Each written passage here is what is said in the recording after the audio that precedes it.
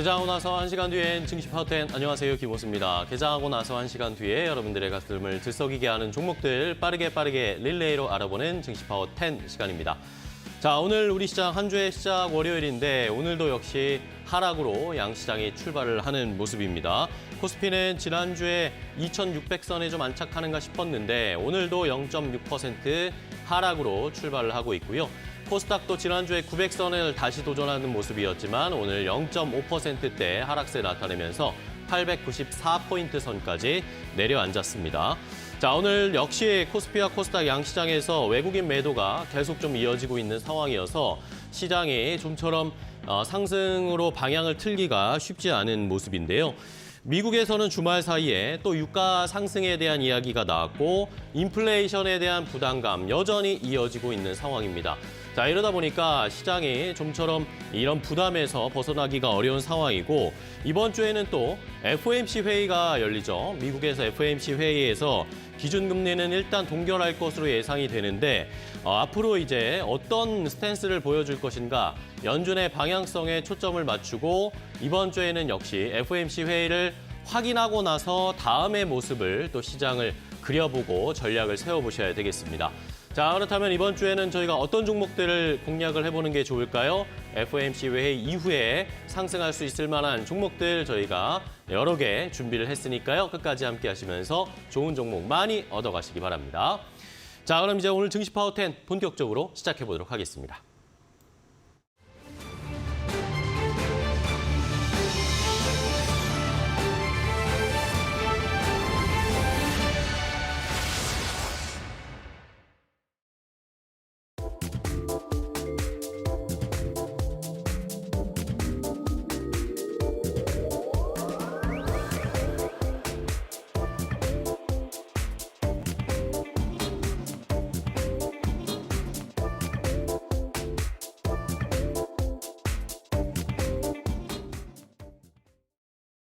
자, 그럼 스피드 종목 10 바로 시작을 해보도록 하겠습니다. 오늘도 두 분의 전문가와 함께 10개, 총 20개의 종목을 저희가 빠르게 소개를 해드릴 겁니다. 한 종목당 90초의 제한 시간을 가지고 핵심만 요약해서 빠르게 설명을 드릴 테니까 잘 들어보시고 이 종목 내가 가지고 있는 종목인데 어떻게 대응하면 좋을까요? 라는 질문이 생기시는 분들 아니면 또 관심이 생긴 종목 어떻게 매수가, 목표가, 손절 라인 잡고 공략을 해볼까요? 이렇게 궁금한 점을 질문을 주시면 되겠습니다. 유튜브 라이브 댓글창과 샵 3772번 문자 항상 열려 있으니까 여기에다가 궁금한 점 보내주시면 전문가들과 함께 자세하게 그 해법을 알려드리도록 하겠습니다. 많이 참여해 주시기 바랍니다.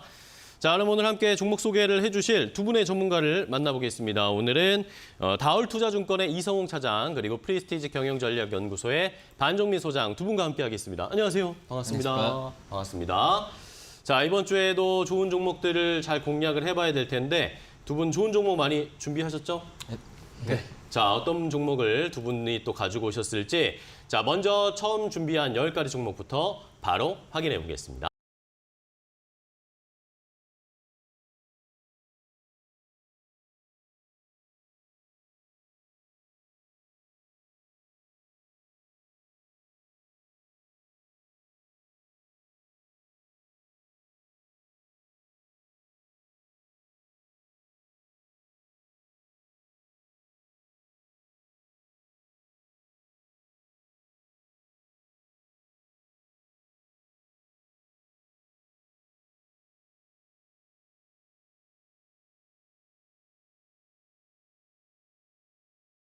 자, 이렇게 두 분이 10가지 종목을 먼저 골라오셨습니다. 시청자분들 잘 보셨죠? 이 종목들, 이 리스트에 있는 종목 가운데 내가 궁금한 점이 있다. 아니면 앞으로 투자를 하고 싶은데 매수가, 목표가, 손절 라인 알고 싶다 하시는 분들은 지금 바로 질문을 주시면 되겠습니다. 유튜브 라이브 댓글창과 샵 3772번 문자 항상 열려 있으니까 많이 참여하시고 궁금증도 해결하시고 좋은 종목 많이 챙겨가시기 바랍니다.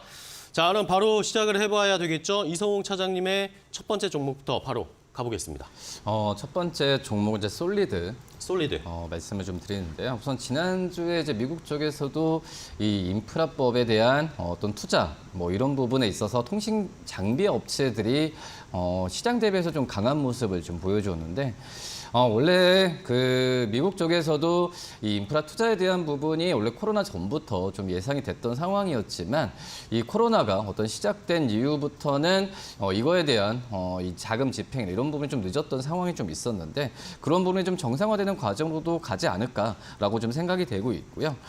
특히 이제 이 5G 이 어떤 기지국이나 이런 쪽에서의 투자에 대한 부분에 있어서 뭐 우리나라가 이제 미국 쪽에서의 수주에 대한 기대감이 지금 큰 상황이라고 볼 수 있습니다. 그래서 이제 솔리드 같은 경우가 이 어떤 중계기 쪽에서의 우리나라에서는 이제 강자라고 좀 볼 수 있겠는데 물론 이제 국내 주요 고객사가 이제 통신사라고 좀 볼 수 있겠지만 이제 미국 쪽 같은 경우에는 이 통신사라기보다도 미국의 이 어떤 정부와 관련된 관공서 이쪽에서의 해외 고객 의 비중이 좀 높기 때문에 제가 봤을 때도 미국 쪽에서의 어떤 정책 법안이나 이쪽에서 투자에 대한 부분에 있어서 이 솔리드에 대한 어떤 관심이 높아질 가능성이 있지 않을까라고 좀 생각이 되고 있습니다. 네. 지금 현재 본다고 하더라도 그 전부터 관공서 쪽에서의 수주에 대한 부분이 있어서 매출에 대한 부분이 잡히는 과정으로 가고 있기 때문에 내년까지는 어떤 이 수주에 의한 수주 얘기는 계속 들리지 않을까 이렇게 판단됩니다. 네, 알겠습니다. 솔리드 첫 번째 종목으로 확인을 해봤습니다. 통신 장비 쪽으로 요즘 또다시 관심이 쏠리고 있죠. 자, 이번에는 반종민 소장님의 첫 번째 종목은 뭘까요? 네, STI고요. STI. 이 STI는 반도체 장비 제조업체이기도 하고 그 부분에서 판매를 하고 있는데 사실상 TSMC에 따른 그 이슈가 좀 있다 보니까 반도체에서 지금 관련된 종목들이 좀 일제히 조정은 받는 것 같습니다.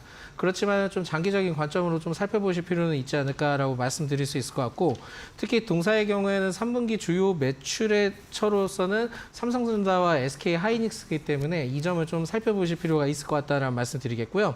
실적은 2분기 영업이익이 40억 원 정도 됐는데 전년 대비 한 64% 이상 감소를 했습니다. 그만큼 이제 업황 회복에 대한 기대감에 따라 반도체는 영향을 좀 많이 받을 것이다라고 좀 보고 있는데 사실상 이 기업의 경우에는 6월부터 주가가 굉장히 좀 많이 올랐거든요. 그렇다 보니까 이러한 업황 회복에 대한 기대감은 좀 어느 정도의 남아있기에는 좀 아쉽기는 하지만 그렇다 하더라도 그쪽에 좀 더 기대를 해볼 수 있을 것 같다라고 좀 판단이 될 수 있을 것 같고요.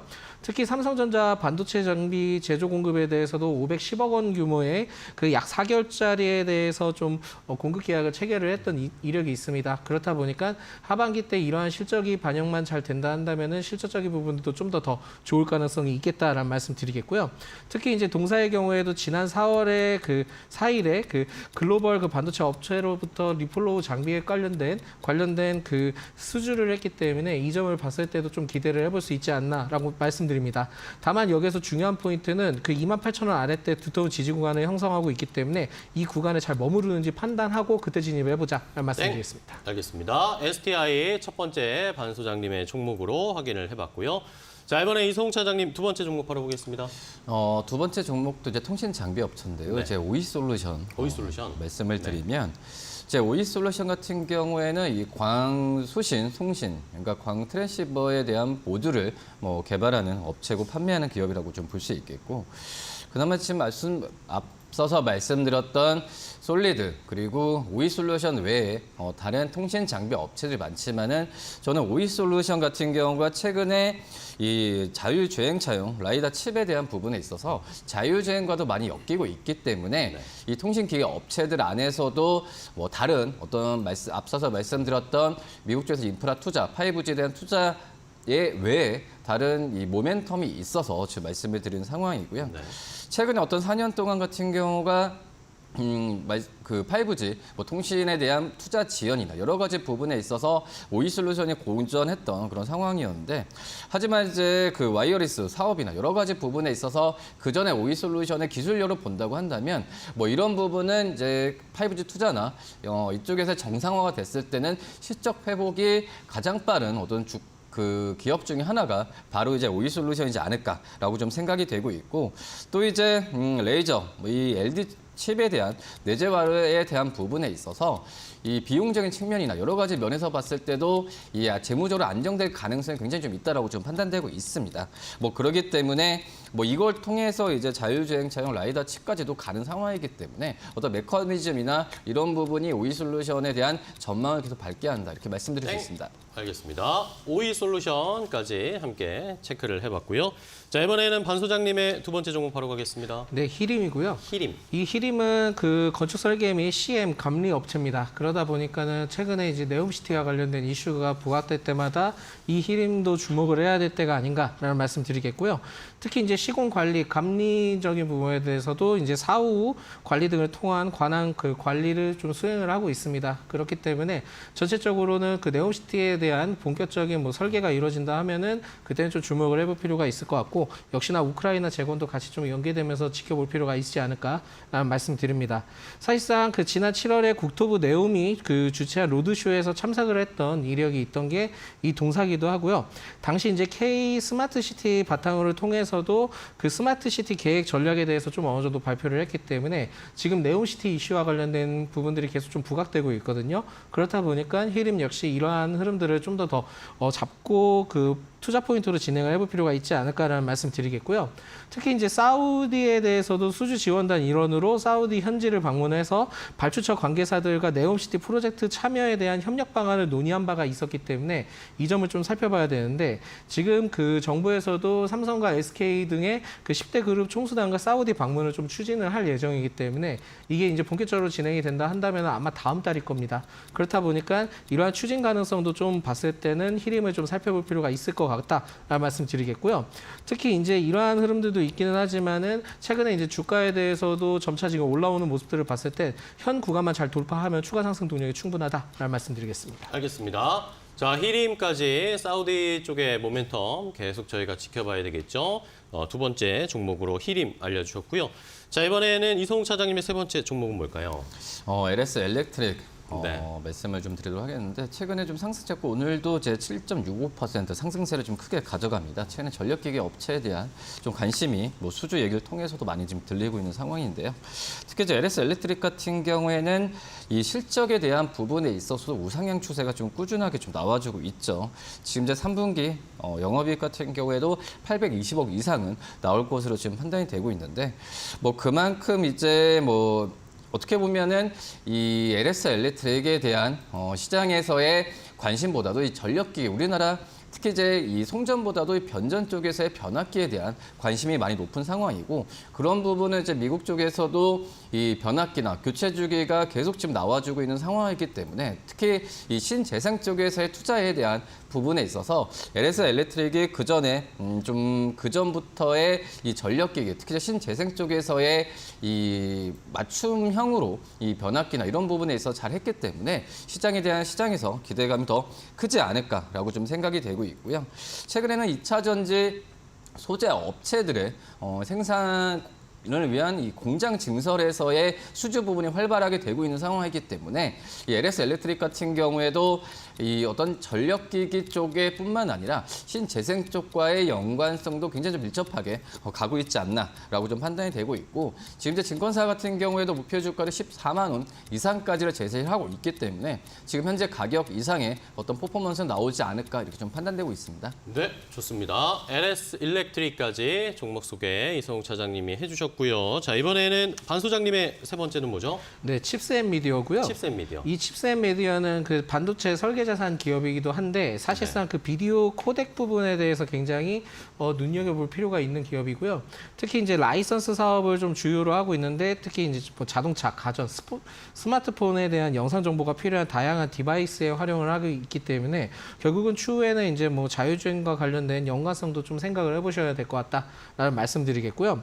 주요 고객사로는 뭐 텔레치스 등이 있습니다. 그렇다 보니까 주요 이제 국내외 그 팹리스 기업들 위주로 좀 업체들이 있는데 이 동사의 경우에 특징적인 게 이제 주요 주주가 텔레치스이기 때문에 그 텔레치스가 자율주행 쪽으로 또 부각을 받은 시점을 봤을 때는 굉장히 좀 앞으로도 지켜볼 필요가 있지 않을까 보고 있고 사실상 이 동사의 경우에는 그 2010년부터 22년까지 13년간 연평균 ROE가 그 14% 그리고 영업이익률이 20% 정도였습니다. 그렇다 보니까 대체적으로 매출이 잘 나오면은 영업이익률이 좀 잘 받쳐주는데 그만큼 매출 원가가 들지 않는 기업이기 때문에 매출이 확대될수록 이 기업에 대한 성장성을 상당히 쳐줄 수 있다라고 좀 보시면 될 것 같습니다. 그래서 라이센스 매출에 대한 증가가 연내 좀 계속 기대가 될 가능성이 높아서 이 점을 좀 체크를 하셔야 될 것 같고 하반기 그 MPU, IP 출시에 따른 기대감이 아직까지 남아있기 때문에 이 점을 좀 생각을 하셔야 될 것 같습니다. 그래서 전체적으로는 지금 현재 주가 흐름들은 그렇게 좋지는 못하지만은 32,000원대 부근을 잘 지지를 해준다 하면은 그때 좀 매수 포인트가 될 수 있겠다라는 말씀 드릴 수 있을 것 같고요. 이 기업 역시 M&A 관련된 이슈가 있을 것 같다라는 말씀드립니다. 알겠습니다. M&A 이슈 관련해서도 추적을 해보겠습니다. 칩셋 미디어까지 확인해봤고요. 이번에 이성웅 차장님 다음 종목이요. UIL 말씀을 드릴 UIL. 텐데요. UIL 같은 경우는 이제 플라스틱 사출, 이런 금속에 대한 부분에 있어서 가공업체로 많이 알고 있겠지만 네. 최근에 UIL 같은 경우는 이 전자담배에 대한 인식이 굉장히 좀 강하죠. 네. 뭐 그런 점에서 봤을 때 이 전자담배 쪽에서의 시장성 그리고 고객사에 대한 부분이 이 UIL의 주가에 더 영향이 미친다라고 말씀을 드릴 수 있겠고요. 지금 이제 작년 기준으로 봤을 때도 글로벌 전자담배 뭐 1위 기업이 시장적으로 봤을 땐 필립 모리스입니다. 이쪽에서 고객사를 좀 두고 있기 때문에 지금 현재 본다고 했을 때 이 UIL의 어떤 시장에 대한 전망, 시장에 대한 고객사를 확보를 통한 점유율은 크게 변하지 않으면서 이쪽에서 안정적 매출이 나올 가능성이 크다라고 좀 생각이 되고 있고요. 지금 현재 본다고 하더라도 이 캐파 규모가 뭐 파주에서 공장은 약 1,000억 이상 되고요. 뭐 베트남 또 인도 생산 공장까지 총 하게 된다면은 5천억 규모의 5,500억까지도 가죠. 생산 규모를 자랑하고 있기 때문에 이거에 대한 이 전자담배 쪽의 시장이 커질수록 이 UIL의 실적에 대한 부분은 안정적으로 계속 나올 가능성이 있다라고 생각이 되고 있고 뭐 이 어떻게 보면은 이 전자담배 쪽은 우리나라 쪽은 활성화되어 있지만 해외 쪽에서는 아직 시작 단계라고 볼 수 있습니다. 이 그런 점에서 봤을 때 이 고객사와의 어떤 끈끈한 유대감만 계속 유지된다고 한다면은 저는 UIL의 실적에 대한 기대감은 계속 가져가도 괜찮지 않을까. 올해 같은 경우에 영업이익 같은 경우가 280억 이상은 나올 것으로 판단되고 있어서 기대를 가져도 괜찮지 않을까. 네. 알겠습니다. UIL까지 잘 설명을 해주셨고요. 자, 이번에는 반 소장님 종목 바로 갈게요. 네, 네이버고요. 네이버. 이 네이버는 그 네이버 그 사이트 운영 업체이기도 합니다. 근데 사실상은 그 지난 8일 때 호텔신라와 그 전략적 사업 MOU를 좀 체결을 했다라는 이슈가 있기 때문에 네. 이 점을 좀 주목을 해볼 필요가 있지 않을까라고 생각을 해서 좀 가져왔고요. 특히 이제 네이버 페이 온오프 라인에 대해서도 제휴 강화 그리고 AI 클라우드 신기술 기반한 디지털 전환 등을 통해서도 협력을 좀 그 강구하고 있기 때문에 결국 호텔 신라에 따른 이슈도 좀 계속 남아있을 가능성이 매우 높다라고 보시면 될 것 같습니다. 그래서 전체적으로는 네이버에 대해서도 하이퍼 클라바 X가 나오면서 일시적은 아니죠. 좀 조정을 받기는 했지만은 오히려 최근에 이제 추세 흐름들을 봤을 때는 오히려 지금은 좀 매수를 해도 되는 관점으로 지켜보고 있고요. 사실상 그 하이퍼클러버 X를 통해서도 디지털 트윈 솔루션 그리고 아크아이를 통한 호텔 그 및 면세 서비스에 대해서도 그 호텔신라에 도입할 예정이기 때문에 이 점을 봤을 때는 충분히 상당히 좀 기대를 해볼 가능성이 높겠다라고 좀 생각하시면 좋을 것 같습니다. 그렇다 보니까는 뭐 이러한 점도 있긴 하지만 다음 달에 초대규모 언어 모델 개발 플랫폼인 클로바 스튜디오 2.0 출시를 좀 예정을 두고 있습니다. 그러한 상황들을 봤을 때도 아직까지는 좀 모멘텀이 더 남아있다라고 보시면 될 것 같고요. 그 최근에 삼성전자 반도체 부분에서도 하이퍼클러버 X 등을 통해서 부분 도입에 대한 이슈가 지금 나오고 있는 만큼 아마 그 네이버에 대해서는 중장기적 관점으로 계속 좀 보시면 좋을 것 같다라는 말씀드리겠고 네옴시티와도 연관이 있으니까 체크해 보시기 바라겠습니다. 알겠습니다. 네이버 중장기적으로 좀 끌고 갈 수 있는 종목 대형주 중에 하나 소개해 주셨고요. 자, 이번에는 이성우 차장님 5번째 종목이네요. 에코바이오. 에코바이오. 에코바이오 같은 경우에 바이오가스 전환에 대한 어떤 기술 개발 얘기가 나와주면서 지난주부터 주가가 좀 상승세를 좀 크게 보여주고 있는 상황인데 상승세를 보여준 이후에도 주가가 크게 좀 조정받지 않은 걸 봤을 때 에코바이오에 대한 관심은 지금 다시 한번 또 가져봐도 괜찮지 않을까라고 좀 생각이 되고 있고 지금 국제유가가 계속 좀 많이 올라오고 있어서 이 신재생 에너지에 대한 관심이 다시 한번 높을 시기인데 아직까지는 이제 주가는 이 신재생에너지 쪽 안에서도 차별적으로 좀 간다라고 좀 말씀을 드릴 수 있겠고요. 네. 하지만 에코바이오 같은 경우가 뭐 풍력, 그리고 뭐 태양광 여러 가지 부분에 있어서 뭐 겹치는 부분은 아니지만은 뭐 우리나라 쪽으로 본다고 하더라도 이 바이오가스 관련해서는 이 에코바이오가 그래도 시장에서 인정 많이 받고 있기 때문에 이쪽에서의 그 얘기가 돌아왔을 때는 에코바이오를 계속 좀 관심 있게 가져야 되지 않을까라고 좀 생각이 되고 있고요. 어떻게 보면 본업은 이 폐기물 처리죠. 특히 이제 이 우리나라뿐만 아니라 세계 최대 규모로 본다고 하더라도 메리가스 발전소를 지금 운영을 하고 있기 때문에 안정적인 어떤 수익에 대한 부분은 시장만 좀 활성화된다고 한다면 계속 지금 좋아질 가능성이 있다라고 생각이 되고 있고요. 그리고 폐기물 처리 같은 경우도 전 과정에서 에코바이오와 기술력이 전부 들어가는 점도 저는 강점이다라고 좀 말씀을 드릴 수 있어서 향후에 유기성 폐기물, 뭐 자원화 사업 여러 가지 활용 분야가 많기 때문에 관심 있게 가져야 되지 않을까 판단됩니다. 네, 알겠습니다. 에코바이오까지 5번째 종목 이성욱 차장님이 소개해 주셨고요. 자, 이번에는 반 소장님의 5번째 종목 들어볼까요? 네, CU박스고요. CU박스. 이 CU박스는 그 AI 전문 업체입니다. 근데 이제 주요 제품으로서는 좀 AI 얼굴 인식 시스템 관련된 부분과 그 AI 얼굴 인증 솔루션 등이 좀 있거든요. 그렇다 보니까 이 점에 대해서는 좀 특화된 기업이다라는 말씀을 드리겠고요. 특히 이제 나이스 정보통신과 함께 그 AI 그 얼굴 그 인식 기반 간편 결제 사업 MOU를 좀 체결을 했습니다. 그렇다 보니까는 뭐 MOU에 대해서는 저는 그렇게 크게 기대는 안 하지만은 그만큼 지금 활로를 개척하기 위해서 많은 노력을 하고 있고요. 특히 이제 그 간편 결제 그 얼굴 인식 기반의 간편 결제 서비스에 대한 그 뜻이 있는데 이게 사실상 면세점에 우선 도입할 계획을 갖고 있기 때문에 이게 지금 뭐 이를 위해서도 뭐 지난 2월에 신라 면세점과 MOU를 좀 체결을 했던 이력이 있습니다. 네. 그만큼 AI 쪽에서도 좀 이 분야에 대해서는 특화된 부분이기 때문에 좀 주목을 해보실 필요가 있을 것 같고 최근에 그 한국지능정보사회진흥원 주최를 통해서도 인공지능 학습용 데이터 구축 사업에 대해서 좀 참여를 했던 이력이 있다 보니까 동사가 이제 주관 기업으로 한 컨소시엄 해당 사업에 대해서도 선정됐던 이력이 있다 보니까 15억 정도의 수주를 하게 됐습니다. 그만큼 수주에 대해서 그렇게 뭐 크게 있는 기업이 있지는 않지만은 전체적으로는 그 실적에 대한 기대감보다는 정부 정책과 관련된 부분들도 사업을 같이 좀 영위하는 시점을 봤을 때는 주목을 해볼 필요가 있지 않을까라고 보고 있고요. 동사의 경우에는 이제 공모가가 15,000원 정도였는데 최근에 이제 그 지난 7월에 그 8,900원까지 하회한 후에 추세가 전환되는 기점을 봤을 때는 지금 좀 일부 조정을 받았을 때 접근해볼 필요가 있지 않을까. 네. 알겠습니다. 네. 자, 지금 오히려 좀 접근해 볼 만한 위치다라는 의견까지 CU박스까지 이렇게 10가지 먼저 챙겨봤습니다. 자, 저희가 이렇게 전해드리는 방송 내용은요. 시청자 여러분들의 투자에 참고가 되는 내용을 알려드리는 겁니다. 최종 투자 판단과 결정은 시청자 여러분들께서 직접 내려주셔야 한다는 것 다시 한번 강조를 드리겠습니다. 자, 그럼 이제 앞서서 소개해드린 10가지 종목 못 보신 분들을 위해서 한번 정리 좀 해드리겠고요. 그리고 시장 상황은 어떤지까지 체크하고 금방 돌아오겠습니다.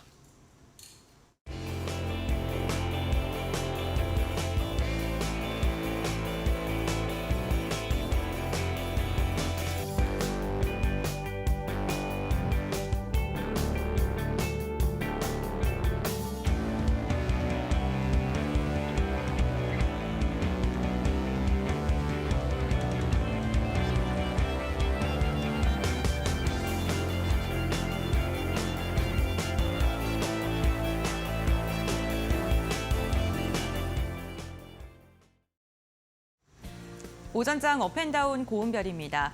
오늘 우리 시장은 FOMC 회의를 앞두고 경계감이 짙은 모습이 이어지고 있습니다. 미국 증시에 영향을 받으면서 약한 시장이 이어지고 있는 건데요.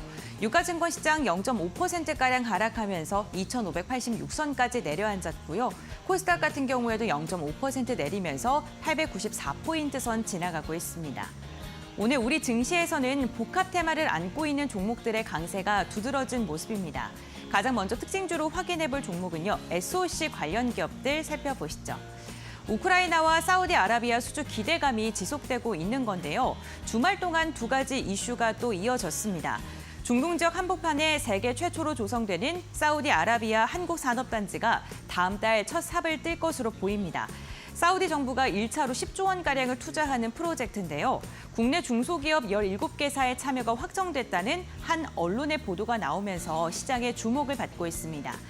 관련 기업과 엮여있는 종목들 강한 탄력 나오고 있고요. 이와 함께 SOC 관련 기업들도 주목을 받고 있습니다. 여기에 우크라이나 재건 협력단들이 우크라이나에 직접 가서 긍정적인 이야기를 나누었다라는 소식까지 들려오면서 관련 기업들 들썩이고 있는데요. 건설기계 업종 그리고 철강 업종 오늘 두 자릿대 오름세가 나오고 있고요. 미국 바이오메드 같은 경우 네옴시티 관련 기업이고 머큐리 역시나 네옴시티 관련 기업이죠. 20%가 넘는 급등세가 연출되고 있습니다. 다음 특징주 이어서 살펴보겠습니다. 이번에는 롯데 손해보험인데요. 다음 달 본격적인 매각 절차에 돌입될 것이라는 전망이 나오면서 시장의 주목을 받고 있습니다. 최대 주주인 JKL 파트너스가 최근 매각을 위한 주관사 선정에 나섰다는 소식이 들려오면서인데요. 3분기 실적 집계가 끝나는 다음 달부터 본격적으로 매각 절차를 진행할 것으로 보입니다. 롯데 손해보험 이 시각 흐름 함께 확인해 보시죠. 네, 오늘 개장 직후부터 차분하게 상승력을 보여주다가 현재 구간 가격 제한폭까지 상승한 모습이 나타나고 있습니다. 시장이 지지부진한 가운데 롯데 손해보험 같은 경우에는 탄력을 더 받으면서 오히려 상한가 부근에서 거래가 진행되고 있습니다. 마지막 특징주 함께 확인해 보겠습니다. 이렇게 시장의 조정을 받는 건 유가의 영향이 큽니다. 이 WTI가 90달러 선을 돌파했다라는 소식이 들려오면서 에너지발 인플레이션 우려가 다시금 시장에 잠식되고 있는 건데요. 중국의 경기 지표가 호조를 보이면서 WTI가 연고점을 또 다시 경신했습니다. 이와 함께 브렌트유 가격도 배럴당 94달러 선을 넘어서면서 지난해 11월 이후 최고치를 도달하는 데 성공을 했는데요. 이 시각 유가 관련 기업들 함께 확인해 보겠습니다. FOMC 회의를 앞두고 이렇게 유가 가격에 민감할 수밖에 없는 시장이 이어지고 있습니다. SK이노베이션 5% 그리고 흥구석유 같은 경우에도 3%대 오름세가 나오고 있고요. 금양 그린파워와 서전기전과 같은 에너지발 이슈가 불거지자 친환경 관련 기업들도 들썩이고 있는 모습이 나오고 있습니다. 두 자릿대 강세 흐름이 포착되고 있습니다. 오전장 업앤다운 고은별이었습니다.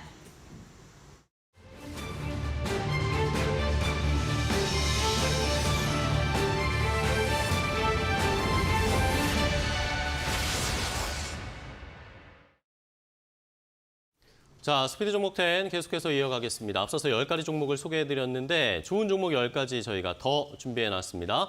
저희가 드리는 설명 잘 들어보시고 이 종목 내가 때마침 갖고 있었는데 이 종목 어떻게 하면 좋을까요? 추가 매수할까요? 아니면 계속 수익을 즐기면 될까요? 아니면 관심이 생긴 종목 매수가 목표가 알려달라 하시는 질문을 저희에게 주시면 저희가 자세하게 안내를 해드릴 테니까요. 많이 질문 주시기 바랍니다. 유튜브 라이브 댓글창 항상 열려있고 샵 3772번 문자로도 질문 주시면 저희가 답을 해드리도록 하겠습니다. 자, 그러면 또 두 분이 어떤 종목을 더 가지고 오셨을까요? 좋은 종목 10가지 더 준비되어 있는데 바로 확인해 보시죠.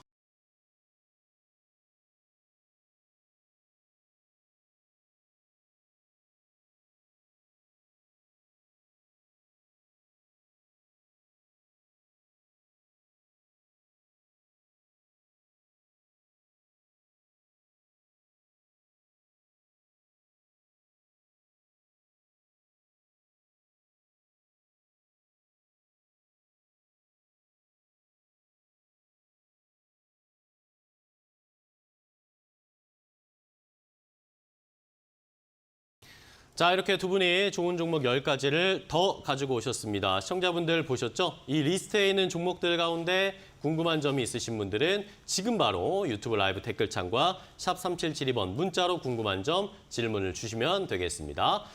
자, 그럼 바로 또 이어가겠습니다. 릴레이 이성욱 차장님의 6번째 종목 소개해 주시죠. 네오이즈 좀 말씀드릴 텐데. 네오이즈. 네오이즈가 뭐 지난주에 그 피해 거짓에 대한 해외 쪽에서의 이 점수도 그 낮은 상태에서 어떤 주가가 좀 하락세를 보여주는데 오늘도 약간 좀 그 급락세를 계속 좀 이어가는 모습을 좀 나타내주고 있는 상황이고요. 뭐 하지만 이제 해외 비평가 점수 쪽에서의 이 82점을 기록했는데 그 전에 본다고 하더라도 이 80점 이하만 뭐 기록하지 않으면은 뭐 판매나 이런 부분에 있어서 큰 문제가 좀 없었던 그런 상태고 그리고 이제 뭐 이 평가 점수라는 부분은 해외 쪽 비평가 점수지만은 뭐 유저들의 점수나 여러 가지 부분에 있어서도 이 평가에 대한 부분에 대한 이벤트가 또 많기 때문에 지난주 금요일도 그렇고 오늘도 하락은 제가 봤을 때 너무 좀 과도한 하락이지 않나. 그렇기 때문에 이 거래량이 좀 멈추면서 주가 떨어졌을 때는 좀 매수 관점으로 접근해도 무리가 없다라고 좀 생각이 되고 있습니다.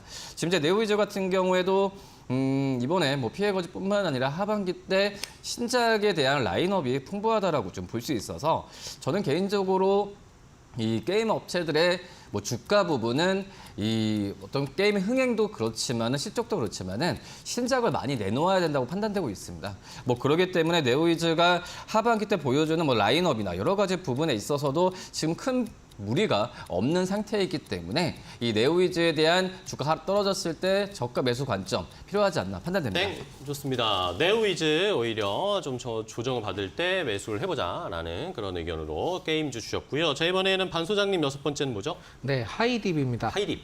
이 하이딥은 그 하드웨어, 소프트웨어 그리고 반도체 IC 관련된 부분을 솔루션을 개발하고 제공하고 있는 기업이다라는 말씀 드리겠고요. 특히 이제 뭐 스마트폰도 있습니다만 뭐 스마트워치 등의 차세대 터치 솔루션 기술을 좀 어느 정도 보유를 하고 있기 때문에 이 점을 좀 살펴보실 필요가 있을 것 같고, 특히 이제 동사의 경우에는 터치 솔루션 관련된 그 연간 총 판매량에 대해서도 약 2,000여 대 수준을 좀 기대를 해볼 수 있기 때문에 이 점을 봤을 때도 뭐 앞으로 상당히 좀 기대를 해볼 수 있지 않을까라고 좀 보고 있습니다. 그런데 뭐 사실상은 이 부분들보다도 좀 더 수주가 더 많이 일어나는 것이 매우 좀 중요한 포인트이기 때문에 전체적으로는 아직까지는 좀 모멘텀이 그렇게 다양하지는 않지만은 지금 현재 뭐 기술적인 관점으로 봤을 때도 추가 상승할 수 있는 여력은 충분하지 않을까라고 보고 있고요. 특히 이제 뭐 스마트폰 뿐만 아니라 그 IT 쪽에서도 모두 좀 적용이 가능합니다. 그렇기 때문에 이 점을 봤을 때도 장기적인 관점으로도 생각해 볼 필요는 있지만은 지금은 좀 단기적인 관점으로서도 트레이딩 관점으로 지켜볼 필요가 있을 것 같다라는 말씀드리겠고요. 특히 이제 지난해 그 국내에 스마트워치 제조사 제품 적용되는 그 온셀 플렉서블이라고 있습니다. 이 플렉서블에 대해서도 디스플레이용 터치 IC 단독 공급사로 좀 선정이 됐던 이력이 있다 보니까 사실상 2023년 하반기 출시될 그 갤럭시 워치에 대해서도 뭐 기본적으로 좀 터치 IC 칩에 대한 독점 공급을 좀 체결을 했던 이력이 있기 때문에 이 점을 봤을 때 좀 주목을 해볼 필요가 있을 것 같고요. 결국 국제과제 같은 관련된 네. 알겠습니다. 자, 하이딥까지 6번째 종목으로 반 소장님이 소개해 주셨고요. 자, 이번에 이성욱 차장님의 7번째 종목 뭘까요? 선익 시스템. 선익 시스템. 우선 최근에 뭐 태블릿 OLED 쪽에서의 시장에 대한 전망 평가가 해외에서부터 모두 좋게 들리고, 또 LG 디스플레이의 최근에 그 선수금이나 여러 가지 면에서 봤을 때 이 시장에 대한 그 시장 성장성이 다시 한번 부각을 지금 받는 시점이지 않을까라고 판단되고 있어서 지금 대표적으로 뭐 이 선익 시스템 같은 경우에는 이 OLED 증착 장비 쪽에서의 LG 디스플레이와 오랜 관계를 유지하고 있습니다. 그런 점에서 봤을 때는 선익 시스템 지금 현재 어떤 구간에서는 매수 관점으로 접근해도 괜찮지 않을까라고 좀 생각이 되고 있고요. 6월부터 어떻게 보면은 이 OLED 또 이제 VR, AR 관련주들이 생각보다는 주가가 시장 대비가 굉장히 좀 안 좋았습니다. 그런 점에서 보면은 이 선익 시스템 같은 경우에 지금 현재 구간에서 8월 중순부터 주가 좀 반등을 하고 있는데 지금 현재 매수 관점으로 접근해도 괜찮지 않을까라고 좀 생각이 되고 있고, 특히 소형 OLED 증착기 쪽에서는 세계적으로 점유율은 1위를 차지하고 있는 기업이 바로 선익 시스템입니다. 뭐 그렇기 때문에 이 기술력이나 여러 가지 면에서 봤을 때는 긍정적이라고 생각이 되고 있고요.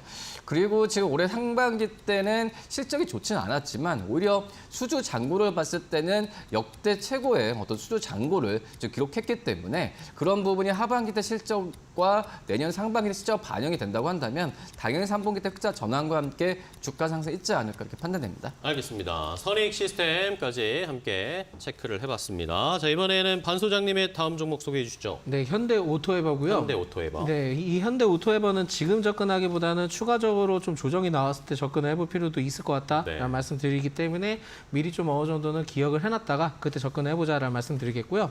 특히 이제 현대차 계열의 전산 시스템 관련된 부분들을 그 운영 그리고 유지 보수를 하고 있는 기업입니다. 그렇다 보니까 IT 쪽에 굉장히 좀 강한데 사실상 이 기업에 대해서도 차량용 소프트웨어에 대한 사업을 좀 영위를 하고 있다 보니까 결국은 자율주행과 연관성을 좀 생각을 해서 접근하실 필요가 있을 것 같다라는 말씀드리겠고요.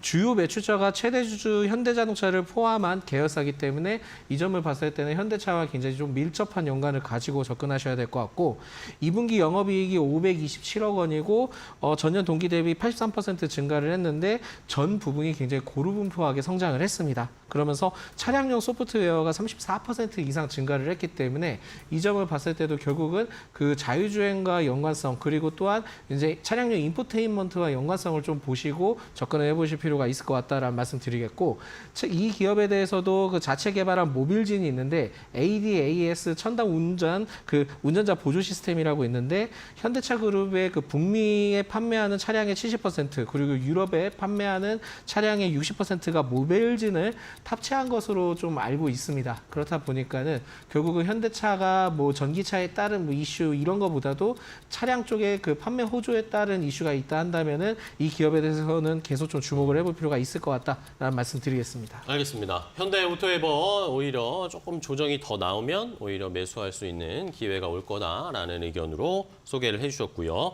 자, 이번에는 이성욱 차장님의 다음 종목은 뭐죠? 코론 글로벌. 코론 글로벌. 지금 뭐 최근에 지난주에도 이제 네옴시티에 대한 부분에 있어서 우리나라 또 정부 쪽도 그렇고 민간 기업의 인사들 같은 경우에도 이 방문에 대한 얘기가 좀 나와지고 있는데 네.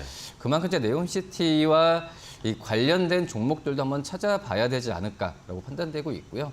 대표적으로 코론 글로벌 같은 경우가 네옴시티 얘기 나왔을 때 제가 관심 많이 분위기를 가져가는 게 바로 코론 글로벌이라고 말씀드릴 수 있겠고 물론 이제 코론 글로벌 같은 경우에도 이 건설 경기가 많이 좀 안 좋았기 때문에 어떤 실적이나 여러 가지 부분에 있어서도 주가 수준도 좀 그 정체되어 있는 모습을 좀 보여주고 있는데요. 뭐 하지만은 이 건설 경기 쪽이 이 코론 글로벌의 매출의 80% 이상을 차지하고 있다고 하더라도 최근에 많이 분위기가 바뀌었죠. 뭐 신규 수주를 본다고 하더라도 이 비주택 부문과 그리고 이제 풍력이나 발전단지가 풍력 같은 이 신재생 쪽에서의 수주 부분이 캐파가 좀 커지고 있기 때문에 건설 쪽에 아직까지는 건설 경기에 의한 이 실적이 연동이 된다고 하더라도 코론 글로벌 같은 경우에는 다른 새로운 사업의 스펙트럼이 넓어지고 있기 때문에 이쪽에서 실적에 대한 기대감을 계속 가져가도 괜찮지 않을까 판단되고 있고요.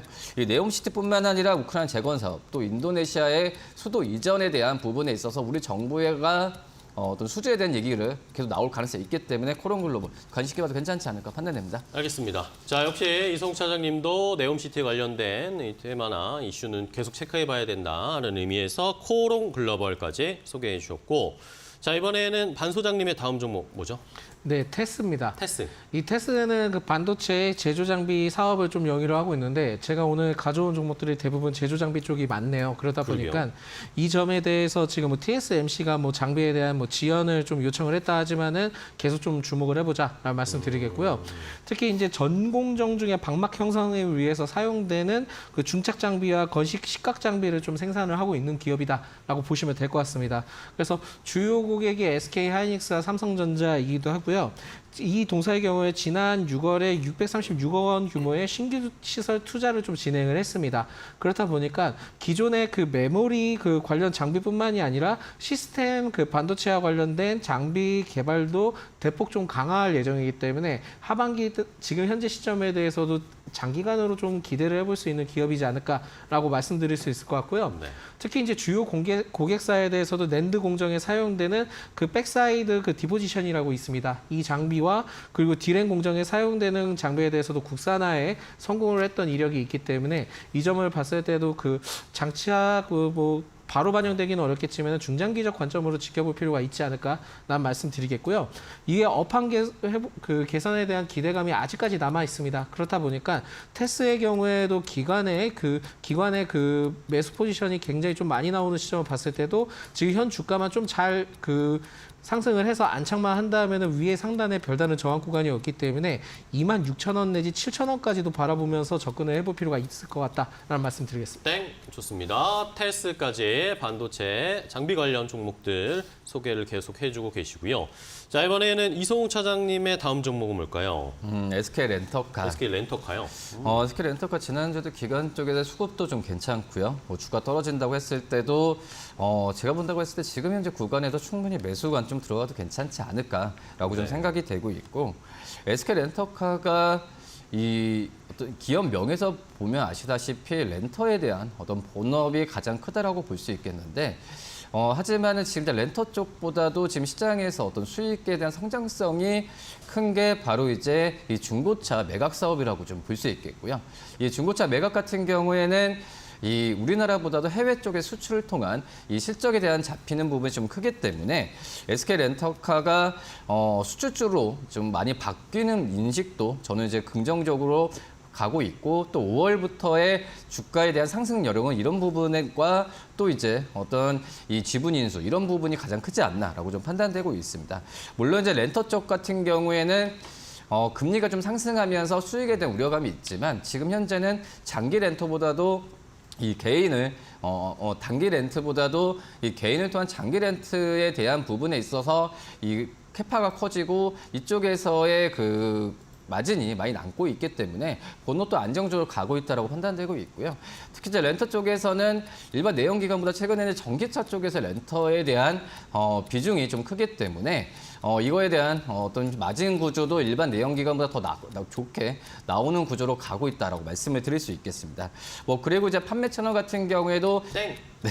알겠습니다. 자, SK 렌터카까지 자세하게 이성욱 차장님이 소개해 주셨고요. 자, 이번에는 반 소장님의 9번째 종목이죠? 네, 자람 테크놀로지입니다. 자람 테크놀로지. 이 자람 테크놀로지는 그 시스템 반도체 설계 및 제조 업체이기도 하고요. 특히 특이한 점이 있다면 통신 반도체용을 설계를 하고 있는 업체이기도 한데 이 통신 반도체에 대해서도 XG 스폰칩이라고 있습니다. 이 부분에 대해서 직접 설계를 하고 있는 기업이다라는 말씀 드리겠습니다. 네. 특히 이제 2025년 그 XG 스폰칩에 대해서도 시장 규모를 약 1조 7천억 원을 좀 전망을 하고 있기 때문에 이 점을 봤을 때 좀 주목을 해야 될 것 같고요. 특히 이제 고객사의 경우에도 2021년 3개사에서 올해 초 19개사로 좀 굉장히 크게 증가를 했습니다. 네. 그렇다 보니까 성장에 대한 기대감이 굉장히 좀 많은 기업이다라고 보시면 될 것 같고요. 사실 이 기업에 대해서는 좀 특이점이 있다면은 지난 7월에 그 중국 기업과 200억 원 규모에 따른 공급 계약을 체결을 했는데 이게 사실상 그 비밀 유지 계약이기 때문에 3년간 아마 50만 개 정도의 공급을 하게 될 가능성이 높습니다. 그래서 3년 동안 수주에 대한 기대감이 굉장히 좀 남아 있다라고 보실 수 있을 것 같고 네. 근데 이제 뭐 상장한 지는 얼마 되지 않았다 보니까 주가에 대해서 변동폭이 굉장히 좀 심할 수 있다는 점은 좀 체크를 하셔야 될 것 같고요. 다만 여기서 좀 재밌는 부분들이 있다 한다면은 지난 그 7월에 그 중국 그 기업과 관련된 이슈도 있긴 하지만 동사가 공모가 22,000원이었긴 했는데 이게 지난 7월 저점 갱신 후에 서서히 지금 올라오고 있습니다. 그렇다 보니까는 오히려 지금은 저점 갱신 한 이후부터 좀 체크를 해봐야 될 것 같고 단기적인 좀 상승을 좀 기대를 해볼 수 있을 것 같기 때문에 주목을 하고 지금은 매수 관점으로 괜찮다라는 말씀 드리겠습니다. 알겠습니다. 자람 테크놀로지까지 자세하게 분석을 해주시고 위치나 타이밍도 한번 언급을 해주셨어요. 자, 그렇다면 이번에는 이성욱 차장님의 마지막 종목이네요, 벌써. DYC. DYC. DYC 같은 게 자동차 이제 파워트레인 부품 전문 기업이라고 볼 수 있겠는데 우선 지금 현재 본다고 하더라도 내연기관 뭐 차량 구동 쪽에서의 부품이 주력이라고 좀 볼 수 있겠습니다. 하지만은 지금 현재는 이제 글로벌 어떤 전기차를 중심으로 한 고객 확보가 활발히 되고 있기 때문에 이 DYC에 대한 관심을 좀 한번 가져야 되지 않을까라고 좀 생각이 되고 있고요. 뭐 지금 현재 본다고 하더라도 이 벤츠, 포르쉐, 마세라티 여러 가지 부분에 있어서 이 고객사가 지금 그 다변화가 아니죠. 고객사가 점점 많아지는 구조로 좀 가고 있습니다. 그만큼 이제 DYC가 해외에서 이 파워트레인 쪽에서의 기술력은 계속 인정을 받고 있다라고 좀 생각이 되고 있고요. 지금 현재 신규 품목이라고 할 수 있는 뭐 피니언이나 또 이제 링기어가 지금 이제 외형 성장으로 본다고 하더라도 연간으로도 계속 올라가고 있는 추세이기 때문에 우선 DYC의 부품에 대한 다변화가 해외 고객사도 계속 많이 만들고 있는 구조로 가고 있다라고 좀 말씀을 드릴 수 있겠고요. 지금 현재 본다고 하더라도 미국 자동차 업계가 어떤 리쇼어링 기조가 부품 업계로 좀 이어지고 있는 상황입니다. 뭐 그렇기 때문에 이 DYC 같은 경우에도 연내 미국 법인을 설립할 것으로 지금 예상이 되고 있고요. 뭐 그런 부분에 있어서 설립 이후에 어떤 생산성은 더 박차를 가한다고 한다면 말씀드렸던 해외 고객사가 많아지면서 이 실적에 대한 기대감을 한층 더 높일 수 있지 않을까 판단됩니다. 알겠습니다. 자, DYC까지 10번째 종목 10가지를 이성욱 차장님이 잘 설명을 해주셨고요. 자, 이번에는 반 소장님의 마지막 종목은 뭘까요? 네, 유신이고요. 유신. 이 유신은 그 토목 전문 그 엔지니어링 업체다라는 말씀드리겠고, 사실상 우크라이나 재건도 있지만은 결국은 네옴시티와 관련된 이슈가 계속 네네. 좀 나올 가능성이 높기 때문에 계속 좀 체크를 해보자라는 말씀드리겠고요. 사실상 그 지난 7월에 그 윤 대통령이 우크라이나 재건 폴란드 사절단에 대해서 선정 합력되었던 이 동사가 그쪽에 포함이 되었던 이력이 있었기 때문에 아마 그 네옴시티와 관련된 이슈도 있지만은 우크라이나 재건에 대한 다른 이슈도 같이 좀 부각을 받을 가능성이 매우 높다라고 생각하시면 좋을 것 같습니다. 그 동사의 경우에는 네옴시티에 대해서도 터널 프로젝트에 참여를 했던 것으로 좀 알려져 있기도 하고, 이번에 그 정부가 그 삼성에 대해서도 현대차 그 총 10대 그룹의 총수단과 함께 다음 달에 사우디 방문을 좀 추진하는 것으로 밝혀졌는데, 사실상 동사가 포함되어 있지는 않긴 하지만은 네옴시티에 따른 이슈가 굉장히 좀 빨라질 가능성이 높기 때문에 아직까지도 주가가 그렇게 높다라고 생각이 들지 않아서 네. 이 점을 좀 체크를 하셔야 될 것 같다라는 말씀드리겠고요. 네옴시티의 조정 그 네옴시티에 대해서 조성에 대한 부분들은 총 1조 달러 정도로 하나로 따졌을 때는 1,300조 원에 달합니다. 그만큼 기대감이 좀 상당하니까 이 점을 보셔야 될 것 같고, 최근에 그 원희룡 국토부 장관의 그 우크라이나를 통해서 민간 사절단을 통해 13일, 14일 때 이제 그 우크라이나 쪽으로 넘어갔을 때도 이 동사의 유신이 포함이 됐던 것으로 알려져 있습니다. 그렇다 보니까 우크라이나 재건에 따른 이슈에 대한 기대감이 더 크게 반영될 수도 있지만은 이 점에 대해서 따라갔을 때도 이후에 네옴시티와 같이 연계되면서 봤을 때는 두 가지 모멘텀이 상당히 살아남아 있어서 지금은 매수 포인트다라는 말씀드리겠습니다. 땡! 좋습니다. 자, 유신까지 이렇게 오늘 두 분이 공통적으로 우크라이나 재건이나 네옴시티 관련된 종목들이 여러 가지 조금 나왔다는 거, 시청자분들도 이 점을 좀 참고를 해보시고 오늘 포인트로 보셔야 될 것 같습니다. 자, 오늘도 유튜브에서 많은 분들이 세상은 내 수준만큼 보이는 거야. 명심해님, 장투미주님, 박하님이, 장민님까지 많은 분들이 오늘 좋은 내용 많이 알려주셔서 감사하다라고 이야기를 해주셨고요. 자, 그렇다면 이제 마지막으로 두 분이 소개해 주신 10개, 20가지 종목 중에 탑픽을 하나씩 골라보고 가격 전략도 좀 자세하게 좀 체크해 주실까요? 이성웅 차장님부터. 탑픽은 지금 수출주로 많이 바뀌고 있는 SK 렌터카. SK 렌터카. 말씀을 드리고요. 매수가는 현재 가격도 저는 충분히 괜찮다라고 생각이 되고 있고, 목표가는 14,000원, 손절가는 11,000원 말씀드리도록 하겠습니다. 알겠습니다. SK 렌터카를 탑픽으로 골라주셨네요. 우리가 관심을 갖지 못하던 종목이었는데 시청자분들 한번 유심히 살펴보시고요. 자, 이번에는 반 소장님의 탑픽은 어떤 종목일까요? 네, 마지막 종목인 유신이고요. 지금 현재로서 접근이 가능한데 최근에 계속 지금 위에 차익 실현이 좀 나와주고 있습니다. 그래서 지금은 매물 소화만 좀 41,300원대만 잘 해준다 하면은 네. 오히려 지금은 45,000원대까지는 단기적으로 좀 기대를 해볼 수 있다라고 생각이 들어서 지금은 뭐 매수가로 현재가로 접근을 해도 되지만은 일단 목표가 1차로 한 45,000원을 보시면 될 것 같고, 손절가는 37,000원대는 좀 장기적으로 길어질 수 있으니까 이 점을 좀 참고하시면 좋을 것 같습니다. 알겠습니다. 자, SK 렌터카와 유신을 두 분이 탑픽으로 오늘 골라주셨으니까요. 시청자분들 가격 전략 제시해 드린 것도 잘 참고하셔서 오늘이나 또 한번 공략해 볼 수 있는 타이밍 잘 체크해 보시기 바랍니다. 자, 오늘 두 분 좋은 종목 소개해 주셔서 너무 감사하고요. 다음 시간에 더 좋은 종목 많이 가지고 찾아와 주시기 바랍니다. 오늘 고생하셨어요. 고맙습니다. 감사합니다.